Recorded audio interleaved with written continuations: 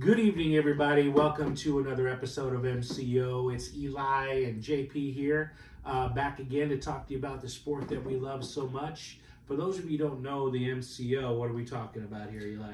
Yeah, we're talking about matches, Throw it down. championships, and opinions. That's what I'm saying. We have a lot of those. We have a lot of opinions. But we Almost talk like about a I lot get of a matches. Hell yeah. Hell yeah. Yeah. that's All what I'm right, saying. all right. Well, welcome back to another episode of MCO. What is this, the fifth episode here? Yeah. Number Well, 5. we got a lot to talk about here, and we just want to thank you guys for those of you who've been watching the videos, liking.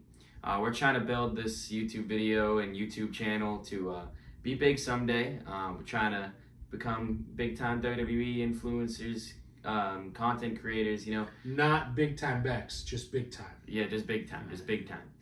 Yeah, well, we appreciate all of you. Make Two sure belts. to drop a like and subscribe, and we really appreciate it. So let's roll right in. So today we're going to talk about Saturday night's main event. We're also going to talk about fantasy booking John Cena's last 4 appearances he has left in his retirement tour. So let's get started. Let's get things started right away. Why don't we talk about Saturday night's main event, and let's talk about Tiffany Stratton versus Jade Cargill. What are your thoughts?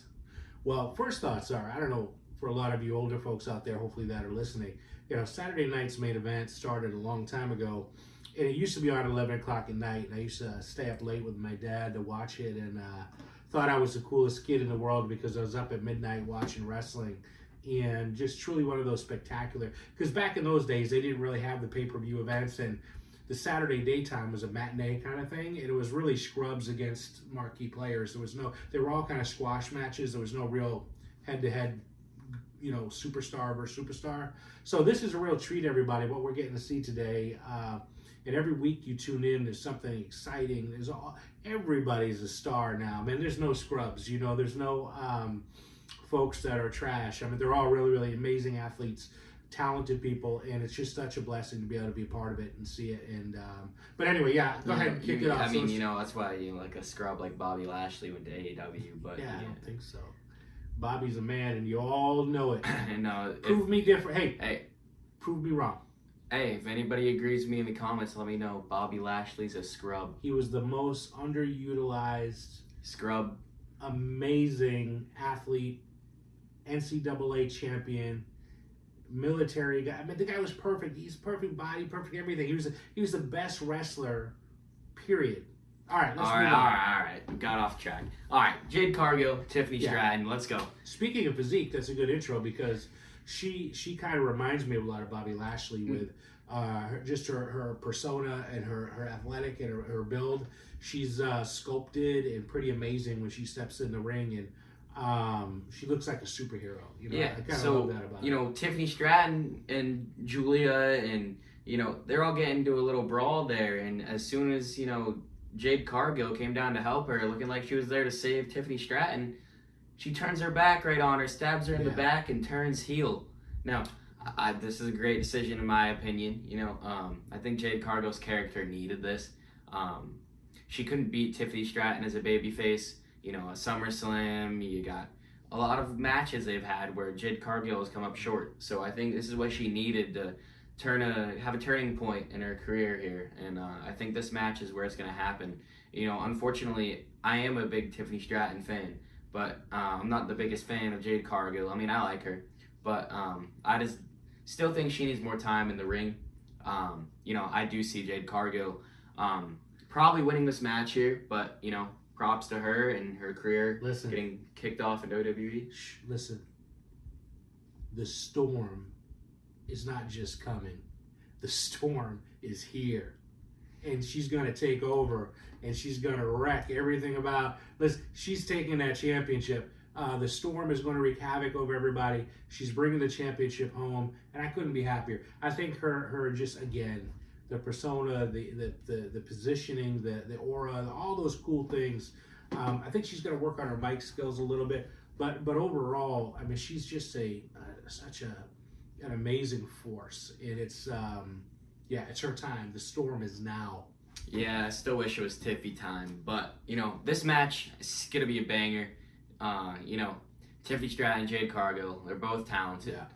This match is gonna have a lot of cool moves, a lot of cool moments. Looking forward to it this Saturday. You know, Jade Cargill over Tiffany Stratton. I think that's MCO's prediction. What do you think? That's what it is. Yes. All right. Hey, I think Tiffy's time is coming on. You know, she was undefeated until her match with Stephanie Vaquer, and I think that her losing streak starts now. So bring on the storm. I don't know, man. I don't know. All right.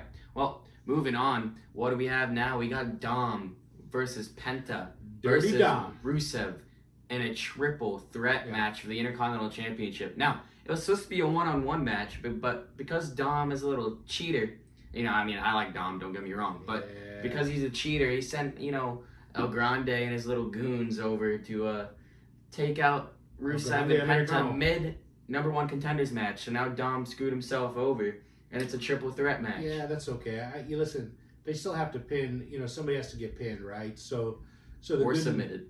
Or submitted. But the good news is, you know, look, Dom's exciting. He's fun. He brings a lot of cool history to the match with some of the funny, quirky things that like Eddie Guerrero used to do. He's doing. You know, he has the look, he has the feel, and he's got the skill. Let's be honest. I mean, he's a real talented guy. I don't see Rusev, you know, feeling it at this point. I don't think he's ready yet to be champion. I don't think he's on the level as to where that is. Now, we'll see what happens, but I'm excited. I think we're going to see the AAA champ. The Intercontinental champion is going to stay right there with Mysterio. Yeah, you know, there's I could see anything happening in this match, but I think I'm gonna have to get the edge to Dom here. You know, Penta's I would love to see Penta win the championship. I love Penta. I love the work he does. You know, Grayson Waller deserves the you know, the moves he gets going doing. But you know, Penta's very talented. Rusev's very talented. Yeah. I'm gonna have to disagree with you in the part that Rusev hasn't earned it or isn't ready for it. I think he's very much ready for it. I just think Dom is so much of a big superstar that you really can't take it off of him right now. I think you need someone like with a bigger appeal, like superstar name. I think John Cena is gonna be the one to take it off of him. But I think Dom here, it's gonna be a great triple threat match. But you know, I foresee Dom retaining his triple A, and well, I think he's not defending triple A. There's some other avenues here, you know, where like to your point, I think, you know, you may see a Penta win the AAA championship in the future here, or Ray Phoenix maybe. But I, you know, again, I don't see Dom dropping this title. And frankly, I think he's doing a lot with it, and the people are really digging it. You know, you see the fan following he has, even though he's cheating and being silly. Yeah, I think this is one of the stronger storylines and stronger, you know, positions for them, and I don't see him dropping the title. You know, listen, man, he is Dirty Dom. You know, listen. The ref doesn't see the ring hammer. You know, I mean, I don't see anything. I don't see a problem with it. You know, it's like Dom's the GOAT, man. You know, I saw a couple like websites that would list him as a top 5 wrestler in the whole world of wrestling, between TNA, WWE, AEW. I think he's in the top 5 for right now. He's a great wrestler, and you know, he's fan favorite. So, yeah, MCO's prediction: Dirty Dominic Mysterio, greatest Mysterio ever to live. I have to disagree with that one though. Yeah. Listen, I love Dom, but Triple H, can't disrespect Rey Mysterio like that, man. Yeah. All right, moving on. I think it's time we go to Cody Rhodes versus Drew McIntyre for the WWE Championship. Yeah, I can't wait for this one because I think it's Drew's time. I think you know, this guy is gonna be fired up for this match. I think he's been wrongfully accused of attacking Jacob Fatu. I think they're making up for some lost time with Drew. You know, when he held the title for a short time during the COVID era, and yeah, I think, you know, when he claymored Cody and was kind of in Cody's face under that table under there, I kind of felt the momentum changing in the you know, the time of you know, Drew rising. So yeah, I see McIntyre taking the title, man. And I'll be honest with you, I think it's a great move. I think Drew McIntyre is an amazing talent. You know, the right look, the right build. He's definitely good on the mic. It's his time. He earns it. He deserved it. So let's go, Drew. Bring it. Yeah, Saturday night's main event the past couple times, hasn't really been very effective to the plot or storyline of the WWE. It's basically, I think it's been just there the past couple times they've held it. I think this Saturday night's main event is going to be a change. I think we're going to have a couple, major title changes. I mean, I don't know if Drew is going to win or if Jade Cargill is going to win her match, but I do see a couple title changes going on. Mm-hmm.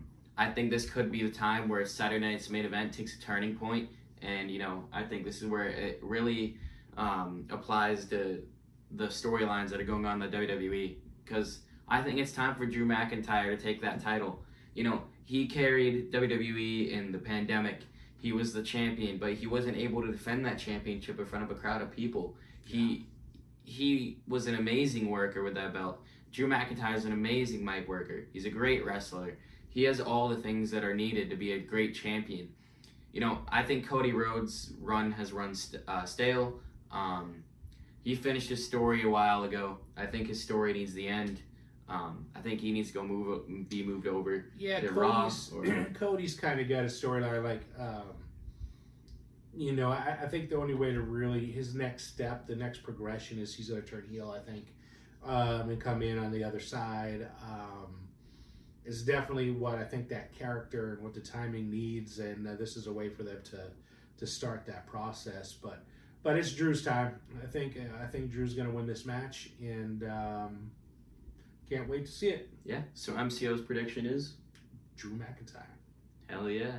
All right, now let's get to the next match for the vacant World Heavyweight Championship. Jey Uso versus CM Punk. Now, I don't need these glasses because Jey Uso, don't mind that, Jey Uso is not winning this match. No ye. CM Punk. It's a shame. The best in the world. You turned on Jay. That's pretty sad. Listen. Listen here, man. Hopefully they'll put that CM Punk match on early because he's kind of an older guy. He probably needs to go to bed. So I would suggest, the way he's been looking lately, coming down the ring, man, he's worn out. No. It's going to take everything CM Punk has. I do think he's going to win the title, but yeah, this is his time. Whether you like it or you don't like it, or you feel he deserves it or he doesn't deserve it, CM Punk is certainly risen to the moment, and I think this is his time. The timing is right. Of course, my guy Seth freaking Rollins tied up, not able to come out and whoop some butt here, because we all know Seth is the best. Listen, man, don't remind me of the. Listen, man, CM Punk deserves this.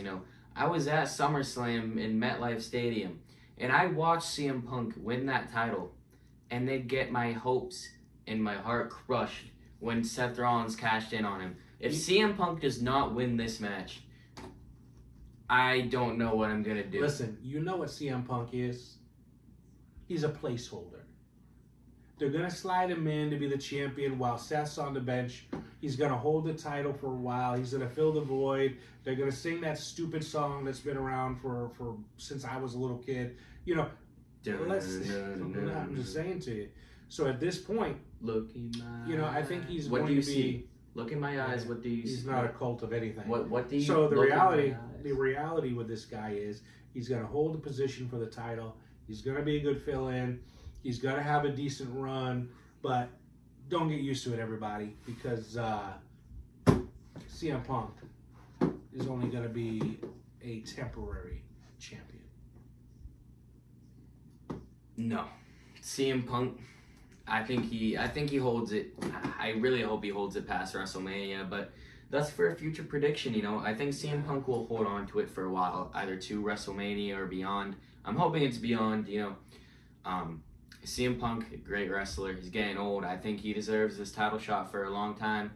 And, it's going to be a sad day when he retires for me. So, there's those four matches that's going on Saturday night's main event. Normally WWE has 5. They made us keep the 4. But let's predict another match that could happen at Saturday night's main event that's coming off of SmackDown, because we have SmackDown tomorrow. Well, where the hell's AJ Lee? I mean, where's she gonna fit into this, right? Is she coming back? Has she had enough rest? Have you been in bed for a while? Are you recovered now? Can you get back in the ring maybe and wrestle, for God's sakes? Let's do something. Hey, all right? don't disrespect AJ Lee. Hey, it was all hyped up. It was a big deal. Everybody was screaming and yelling. Now it's been crickets, man. Where is she? And let's get her back out there. Let's see, Becky come down there. Let's have a match. Yeah. I think Maxine Dupree is still next up in line. She was asking Adam Pearce for a match. I think we're getting that on Raw, though. I think AJ Lee does need to get back ASAP. Great wrestler, only that match was great. Yeah, she needs to get back. But I don't know if they're going to give a Raw match to this card. I think they're going to do something with SmackDown tomorrow. Whether that's something with like the Wyatt Six and the MFTs, I don't really know. Because maybe they will do it and then they'll set up the match to War Games. Or you could do something with Julia, but what has Julia really been doing? She's been feuding with Tiffany Stratton, so you can't really do anything with that. We're missing a tag team match here. Yep. That's what's missing. The tag team titles have to be on the line. So, whether it's Raw or SmackDown, I mean, they have to get a tag team title match on the card somehow. Yeah, I think it's bound to be the MFTs and Wyatt Six, but that'd probably be a good bet. If I were to predict it would be the Wyatt Six, because they're gonna hold on to it into War Games in San Diego. So that would be my prediction if that does happen. So I think MCO's prediction would be Wyatt Six. But on the other hand, you could talk about Julia going out there, getting some action with somebody else. But don't know who that would be. I don't think that would be happening. And I think that's how Saturday night's main event is going to end up going for Saturday night in Utah. Yeah, and by the way, I just want to throw a quick thought and prayers out to, the Wyatt family. From what I understand, Uncle Howdy's been absent, as we all know. Mm-hmm. And we were wondering why he was absent and not at these shows. Well, apparently his father is very sick. His father's IRS was a great wrestler back in the day. It's just an amazing person as well. So apparently he's sick and not doing well. So yes. I just want to throw out our prayers to the whole Wyatt family, and hopefully they'll get back. Hopefully he'll get back to the ring soon. But yes, from a father to a son, and a son to a father, we can certainly understand why you're out, and enjoy every moment you can, man, and God bless you both. Yep, I did hear about that. Prayers out to, Bo Dallas's father, Yeah. All right, I say that we get into our next thing. Let's talk about John Cena. 4 dates left. What are we gonna do? My childhood is falling apart so slowly now. It's coming down fast, actually. 2 more months left. It's breaking my heart, man. Breaking my heart. He has 2 more Monday Night Raws left. He has Survivor Series War Games, and then he has his final match in Saturday night's main event in December in Washington, D.C. So let's take a talk about what's gonna happen here. November 10th is rolling around really fast. We got Monday Night Raw in Boston for John Cena. Hopefully we're going to be there. I think we might be there. Yeah. And we're going to be there, hopefully, for John Cena's last Monday Night Raw in Boston. He grew up in West Newbury, Massachusetts. Being there in Boston for his last time. Title Town, baby. Yeah. So I think there's plenty of ways you could go. I think John Cena, I know he only has 4 appearances left, but I think he has to win the Intercontinental Championship. I think he has to. Whether that's on Monday Night Raw in Boston or Madison Square Garden in New York, I think he has to win the Intercontinental Championship, and at least I think maybe lose it at Survivor Series. I think for Monday Night Raw, he goes out there, has a warm welcome, his hometown. I think he's going to call out an open challenge, even though he doesn't have a belt or anything like that. And I think Dominic Mysterio comes out there to get in his face. He's the new guy in town. He's coming up to the big guy John Cena in his hometown. I think we get a match later that night for the Intercontinental Championship. And I think that John Cena just might take that title off of Dom at Monday Night Raw in Boston. So Santino used to call him John Cena, right? Mm-hmm. So maybe we could get a Cena luchador. We could get a mask on John Cena, and maybe he can go down the ring as a luchador and maybe win the title. I don't know. But yeah, certainly the days are numbered, and it's clearly a changing of the guard, end of an amazing era. I think he's closing the book on probably one of the greatest, story chapters of wrestling, the WWE certainly, and so every match that's left is going to be something to be remembered and cherished. But yeah, I think as we cruise into this, I definitely see that as a little bit of at play there. I think he's got some unfinished business. With maybe I could see a Randy Orton match getting put in there. We could see. You know what else I was thinking? If he has a match in Monday Night Raw in Boston, which I hope he does, because that'd be amazing. I do see Carmelo Hayes accepting his challenge, both from Boston. That'd be a good match to have. Carmelo Hayes, John Battle Cena. of Beantown. Battle of Beantown. There's so much history there. I personally still think we're on a path of John Cena and The Rock being the final match. Do you? I've been hearing it's gonna be Gunther.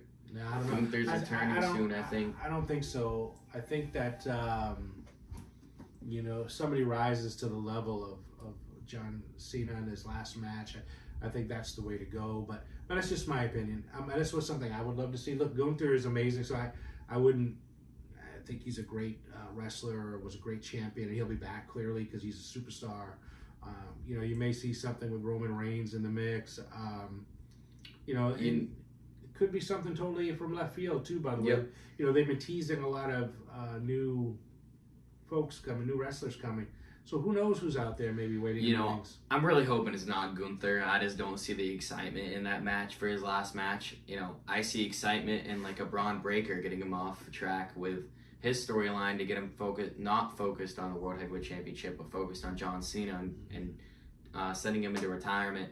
There's plenty of options for John Cena's retirement match. Who do you all think is going to be? Man, drop us a comment, put something in there. Like, we'd just be curious to know, put us on the right path here. We're just dreaming right now. I don't think we really know what's going to happen there. We know we would like to see. But again, we'd love to know what your thoughts are. Let us know who you think should be John Cena's next opponent or final opponent, or match them all out. Maybe we do all four and let's see who gets close enough to the win. Yeah. But it's exciting time. Definitely something we're looking forward to.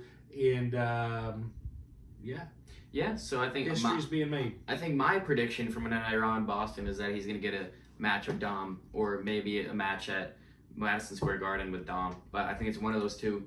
I think he's going to get the Intercontinental Championship in one of them, and I think that's how it goes. But I'm going with Carmelo Hayes. Yep.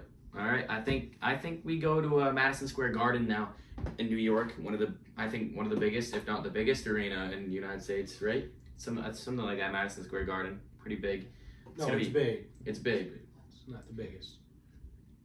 Well, it's the most famous. Yeah. Well, there's plenty of options. Madison Square Garden always gets amazing shows. Plenty of options again, like Carmelo Hayes, Randy Orton. I wish that Edge would somehow. I know he's in AEW. I wish AEW would, cross the barrier and give us Edge for one last time. But I don't think that's gonna happen ever.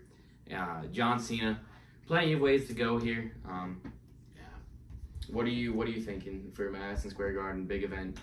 You think he gives an open challenge if he has the Intercontinental Championship? Maybe a one-time John Cena open challenge? I can see it flip-flopping. I can see the, him taking the title there in New York City. I think it's a good backdrop. It's a marquee event.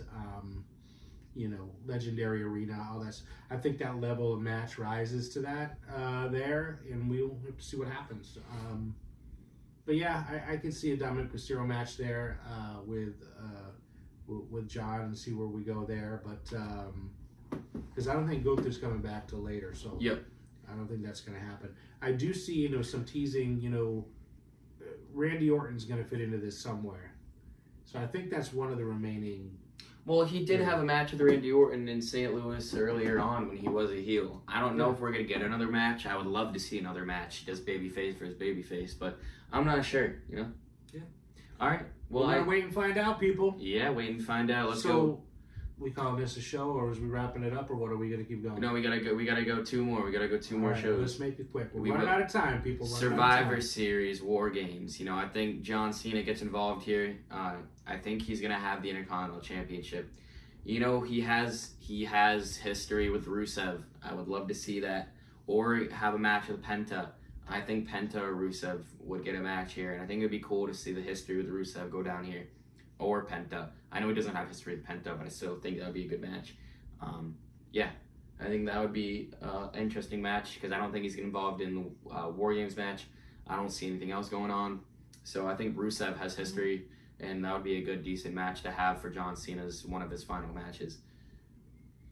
Yeah, I don't know. I still want to see a storyline where he does compete in War. I think that'd be a fun. Yeah, be the last one. He really never has. Yeah, in War Games. I want to see a way that they work him into that. And I do think there's some opportunity for that. There is. So yeah, let's see where that storyline goes. But I'm more in the line of he will compete in the Survivor Series with somebody, because I just think it's the right thing to do at this point. Yeah. But yeah, so that's great, man. Let's see where we go. You're in for a single. I'm in for the team. So yeah, and then obviously December 13th. Team Thugonomics, baby. December 13th.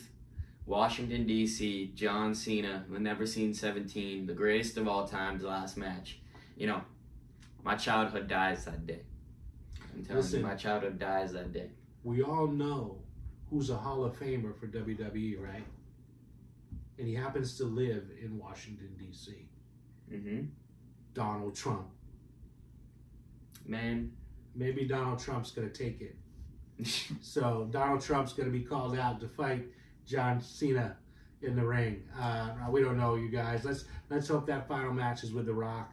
Let's see what happens, and come on, man. Let's bring it and make that happen. All right, yeah, I have to agree. I think it's going to be The Rock. The Rock is a great option here. It may be Gunther. It may be, Braun Breaker. I hope it's Braun Breaker. That'd be an insane match. But get involved somehow.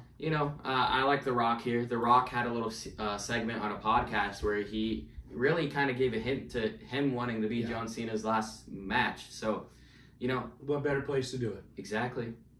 So I'm down with that. We kind of agree with that. I agree with that. All right, let's rise it up, man. Rise it to the level. The Rock and John Cena, man, closing it out. Well, it's been quite the episode of MCO here.